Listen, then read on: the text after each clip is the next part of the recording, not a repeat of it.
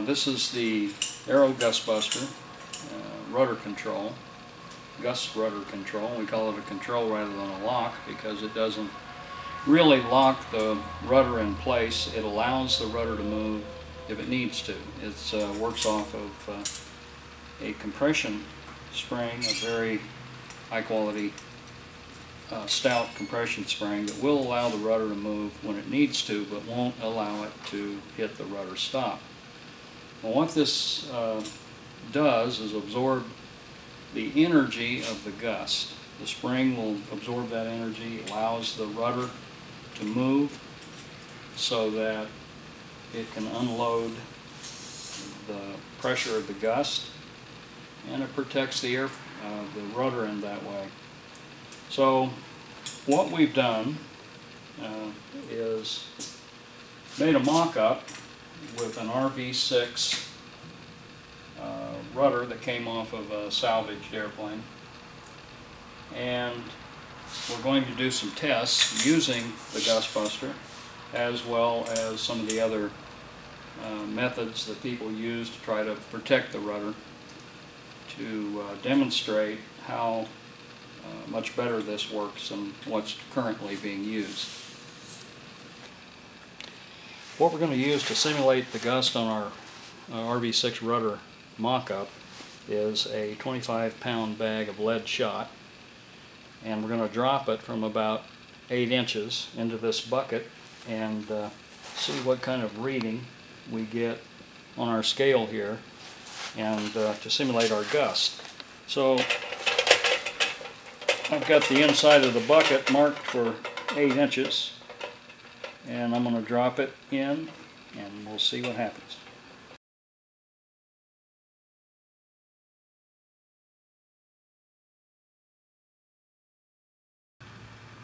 Here in the mock-up that we've made to do this testing, we have installed some rudder pedals.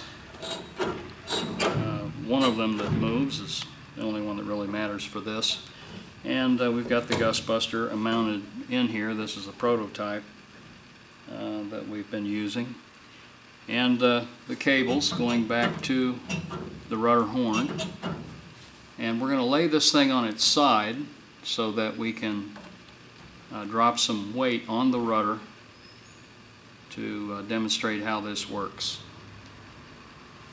And you can see that it's being held in the neutral position by the GustBuster, and if there were a gust, it will allow the rudder to move and come back to the neutral position. I'm going to put a piece of plywood on here so that when we drop the weight on the rudder, it will spread the load out across the ribs and give us a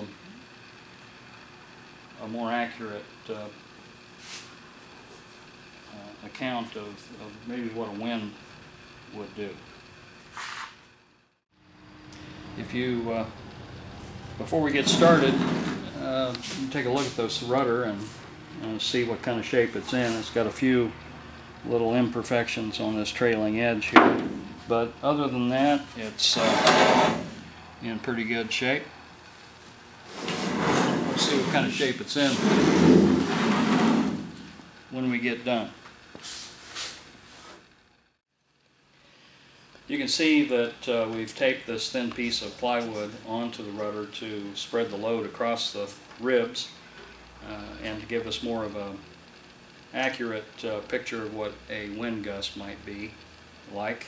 And according to our calculations, a 50-knot gust of wind, and we did the calculations for an RV7 rudder, but 50-knot gust is the equivalent of 85 pounds of wind load on the surface of this RV7 rudder. A 60-knot gust is 120 pounds of wind load.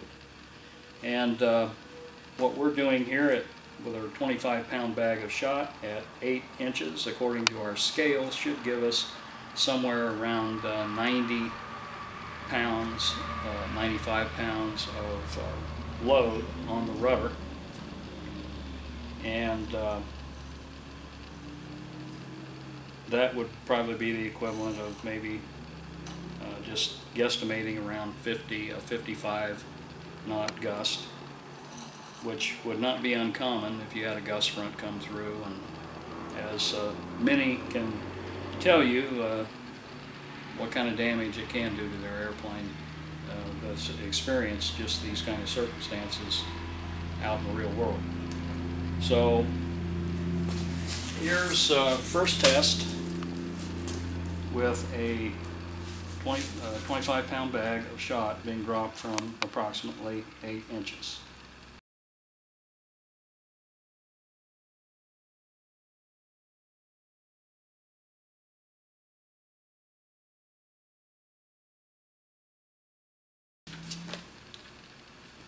You see that the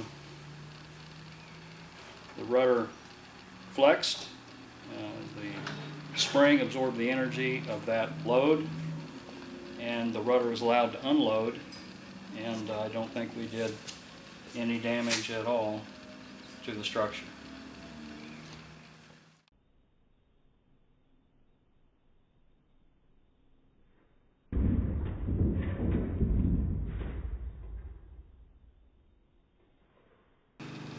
The rudder looks like it's in pretty good shape.